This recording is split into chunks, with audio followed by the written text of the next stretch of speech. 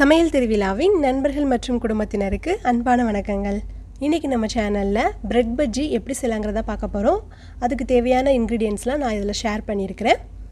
Bread bajji பண்ணுறதுக்கு first நம்ம உள்ளே இருக்கிற ஸ்டஃபிங் ரெடி பண்ணிடலாம். அதுக்கு கொத்தமல்லி எடுத்துக்கோங்க. பெரிய சைஸ் கொத்தமல்லி கட்டாக இருந்துச்சு அப்படின்னா அதில் பாதி எடுத்துக்கிட்டால் போதும். நம்ம உள்ளே ஸ்டஃப் பண்ணுறதுக்கு ஏற்றாப்புல நீங்கள் கொத்தமல்லி அட்ஜஸ்ட் பண்ணி எடுத்துக்கோங்க.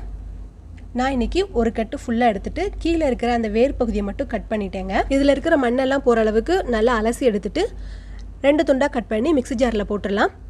ஒரு கட்டு கொத்தமல்லி எடுத்தோம் அப்படின்னா அதில் பாதி அளவுக்கு நீங்கள் புதினா எடுத்துக்கோங்க. நான் இன்றைக்கி ஒரு கட்டு கொத்தமல்லி ஃபுல்லாக எடுத்துருக்கிறேன். அதனால் நம்மளோட கைப்பிடியில் ஒரு கைப்பிடி புதினா எடுத்துருக்கிறேன். நீங்கள் கொத்தமல்லி பாதியாக எடுத்துருந்தீங்க அப்படின்னா இது நீங்கள் கால்வாசி எடுத்துக்கிட்டால் போதுங்க. இது நல்ல ஒரு ஃப்ளேவர் நம்மளுக்கு தரும். அடுத்ததாக இதில் காரத்துக்காக ஒரு பச்சை மிளகாய் சேர்த்துருக்கிறேன். நீங்கள் காரத்தை பொறுத்து சேர்த்துக்கோங்க. நல்லா காரம் சேர்ப்பீங்க அப்படின்னா இன்னொரு பச்சை மிளகாய் கூட நீங்கள் சேர்த்துக்கலாம். ஒரு 5-6 பல்லு பூண்டு எடுத்துக்கோங்க. அடுத்ததாக ஒரு சின்ன துண்டு இஞ்சி, 1 டேபிள் ஸ்பூன் வறுத்த வேர்க்கடலை எடுத்துருக்கிறேன். இது நல்லா தோலெல்லாம் உரிச்சிட்டு சேர்த்துக்கோங்க. 1 டேபிள் ஸ்பூன் வேர்க்கடலை, 1 டேபிள் ஸ்பூன் நான் முந்திரி பருப்பு சேர்த்துருக்கிறேன். நீங்கள் ஃபுல்லாகவே வேர்க்கடலையாக சேர்க்கணும் அப்படின்னா எக்ஸ்ட்ராவாக நீங்கள் 1 டேபிள் ஸ்பூன் சேர்த்துக்கோங்க, முந்திரி பருப்பு தவிர்த்து. இல்லை முந்திரி பருப்பு மட்டும் சேர்க்க போகிறதா இருந்துச்சுன்னா வேர்க்கடலையை தவிர்த்து எக்ஸ்ட்ராவாக 1 டேபிள் ஸ்பூன் முந்திரி பருப்பு சேர்த்துக்கோங்க. இதுக்கு தேவையான அளவு உப்பு. ஃபைனலாக இதை நல்லா பேஸ்ட் மாதிரி அரைக்கிறதுக்கு கெட்டி தயிர் சேர்த்துக்கோங்க. அப்புறம் இந்த ஸ்டஃபிங் ரொம்ப தண்ணியாக இருக்கக்கூடாது, கொஞ்சம் கெட்டியாக இருக்கணும். அதனால் தண்ணி கொஞ்சமாக சேர்த்துக்கோங்க. தேவைப்பட்டால் நம்ம தண்ணி சேர்த்துக்கிடலாம். சேர்த்துட்டு இதை நல்லா ஃபைன் பேஸ்ட்டாக அரைச்சி எடுத்துகிட்டு வந்துடலாம். நம்மளுக்கு அரைக்கும் போது கொஞ்சம் ஸ்டக் ஆகிற மாதிரி இருந்துச்சுன்னா தண்ணி தெளித்து அதுக்கப்புறம் அரைச்சிக்கோங்க. தண்ணி ஊற்றி அரைக்க வேண்டாம். கன்சிஸ்டன்சி இந்த மாதிரி இருக்கணும். அதாவது நம்ம துவையெல்லாம் அரைப்போம் இல்லையா, அந்த மாதிரி சட்னி மாதிரி இல்லாமல் துவையல் கன்சிஸ்டன்சிக்கு அரைச்சி எடுத்துக்கோங்க. அப்படின்னா தான் நம்மளுக்கு ப்ரெட்டில் அப்ளை பண்ணுறதுக்கு கரெக்டாக இருக்கும். இப்போ இதை ஒரு பவுலுக்கு நம்ம மாற்றிடலாம். நீங்கள் ப்ரெட்டில் அப்ளை பண்ணது போக மிச்சம் சட்னி இருந்துச்சு அப்படின்னா கொஞ்சமாக நல்லெண்ணெய் ஊற்றி கடுகு, உளுந்த பருப்பு, ஜீரகம் போட்டு தாளிச்சிட்டா தோசைக்கோ இட்லிக்கோ இந்த சட்னி தொட்டு சாப்பிட்லாங்க. ரொம்ப டேஸ்ட்டாக இருக்கும், ஃப்ரெஷ்ஷாகவும் இருக்கும்.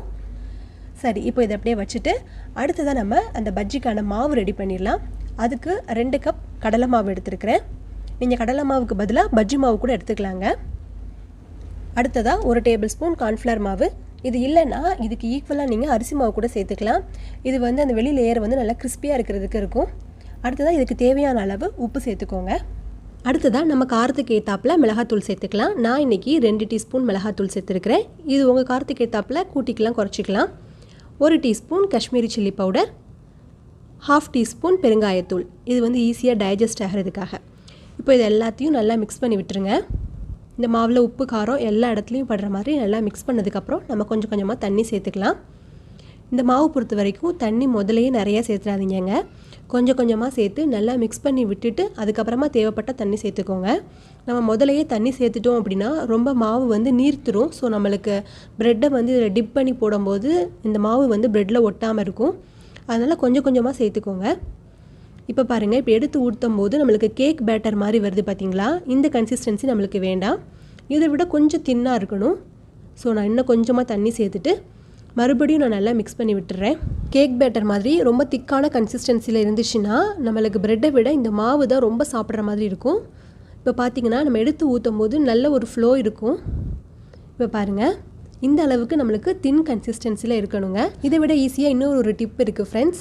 இப்போ நம்ம மாவு எடுத்து ஊற்றும் போது பார்த்திங்கன்னா ஸ்பூனில் அது ஒரு லேயர் மாதிரி ஒட்டி இருக்குது பார்த்தீங்களா. இந்த அளவுக்கு இருந்தாலே நம்மளுக்கு கரெக்டாக இருக்குதுன்னு கன்சிஸ்டன்சின்னு அர்த்தம். ஸோ இப்போ மாவு ரெடி பண்ணியாச்சு. இதையும் இப்போ அப்படியே வச்சிடலாம். அடுத்ததாக நம்ம பிரெட் ஸ்லைசஸ் எடுத்துக்கலாம். பிரெட் பஜ்ஜி செய்கிறதுக்கு நான் அன்றைக்கி சாண்ட்விச் பிரெட் யூஸ் பண்ணியிருக்கிறேங்க. இதில் நம்மளுக்கு ஏற்றாப்பில் எத்தனை ஸ்லைஸ் வேணுமோ நீங்கள் அவ்வளோ எடுத்துக்கோங்க.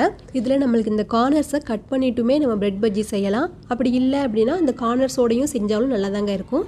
நான் இன்றைக்கி இந்த கார்னர்ஸ் எல்லாத்தையும் கட் பண்ணி எடுத்துக்கிட்டேன். இது மில்க் பிரெட்லேயும் செய்யலாமா அப்படின்னா செய்யலாம். பட் அது ரொம்ப தின்னாக இருக்கிறதுனால நான் இன்றைக்கி சாண்ட்விச் பிரெட்டில் செஞ்சுருக்கிறேன். இப்போது பிரெட் ஸ்லைஸில் ஒரு சைடில் நம்ம ரெடி பண்ணி வச்சுருந்த ஃப்ரெஷ்ஷான கொத்தமல்லி மின்ட் சட்னியை இதில் அப்ளை பண்ணிக்கோங்க. இது நல்லா சாப்பிடும்போது ஜூஸியாக இருக்கும். ஸோ உங்களுக்கு எவ்வளோ ஸ்டஃபிங் வேணுமோ அந்த அளவுக்கு நீங்கள் அப்ளை பண்ணிக்கலாம். இதே மாதிரி இன்னொரு ஸ்லைஸில் நான் அப்ளை பண்ணிட்டேன். இது ரெண்டுத்தையும் நல்லா ஜாயின் பண்ணிவிட்டு நீங்கள் அந்த கார்னர்ஸை மட்டும் நல்லா ப்ரெஸ் பண்ணி விட்டீங்க அப்படின்னா அது நல்லா ஒட்டி பிடிச்சிக்கும். இன்கேஸ் உங்களுக்கு ஒட்டி பிடிக்கல அந்த மாதிரி இருந்தது அப்படின்னா கொஞ்சமாக பக்கத்தில் ஒரு கிண்ணத்தில் தண்ணி வச்சுக்கோங்க. அந்த கார்னர்ஸை மட்டும் லைட்டாக தண்ணியால் நனைச்சிட்டு இந்த மாதிரி நல்லா ப்ரெஸ் பண்ணி விட்டுட்டிங்க அப்படின்னா அது பாட்டுக்கு நல்லா ஒட்டி பிடிச்சிக்கும்.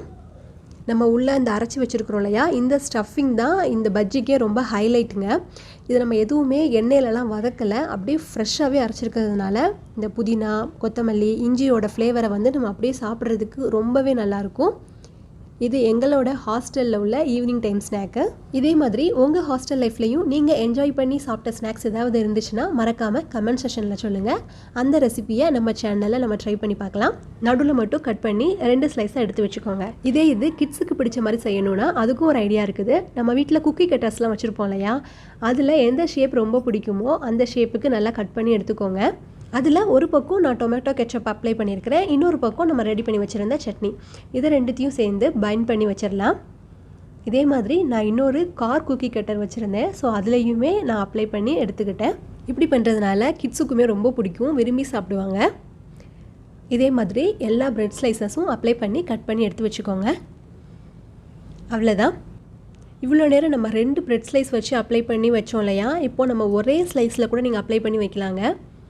ஒரு ஸ்லைஸில் இந்த மாதிரி க்ரீன் சட்னி அப்ளை பண்ணிவிட்டு அதை 2ஆக ஃபோல்ட் பண்ணி வச்சுக்கோங்க. அதே மாதிரி கார்னர் சைட்ஸை லைட்டாக ப்ரெஸ் பண்ணி விட்டுக்கோங்க. அவ்வளோதான், அதுவே நல்லா ஒட்டி பிடிச்சிக்கும். இப்போது நம்ம ரெடி பண்ணி வச்சுருக்கிற மாவில் நல்லா டிப் பண்ணி மிதமான சூடில் இருக்கிற எண்ணெயில் நல்லா 2 பக்கமும் பொரிச்சு எடுத்துக்கோங்க.